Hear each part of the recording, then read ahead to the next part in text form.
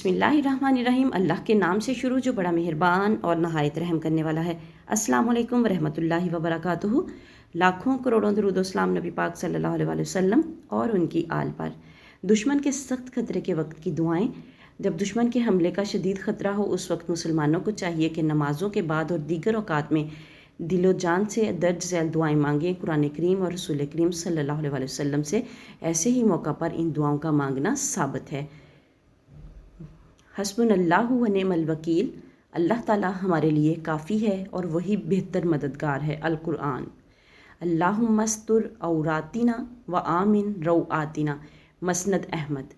ए अल्लाह हमारी पर्दापोशी फरमा और हमारी घबराहट को बेखौफी और इत्मीनान में तब्दील फरमा।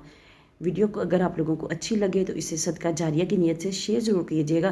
चैनल पर नए तो चैनल को सब्सक्राइब कीजिएगा ताकि आने वाली वीडियोस का नोटिफिकेशन आप लोगों तक आसानी से पहुंच सके। नेकी की बात फैलाना सदका जारिया है।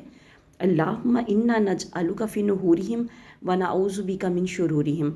ए अल्लाह हम आपको इन दुश्मनों के मुकाबले में करते हैं और इनके शर से आपकी पनाह मांगते हैं। ला इलाहा इल्ला अंता सुब्हानका इन्नी कुन्तु मिनज़ ज़ालिमीन। आपके सिवा कोई माबूद नहीं है, आप सब नकाइस से पाक हैं। मैं बेशक कसूरवार हूँ। सुबह शाम 100 मरतबा इस आयत का विर्द करें और बाकी दुआओं का भी आप लोगों से जितना हो सके आप विर्द ज़रूर करें। यूनुस अलैहिस्सलाम ने मछली के पेट में यही तस्बीह पढ़ी थी जिससे अल्लाह ताला ने मछली के पेट से इन्हें खलासी दी थी। मिलते हैं नेक्स्ट वीडियो में, तब तक के लिए अल्लाह हाफिज़।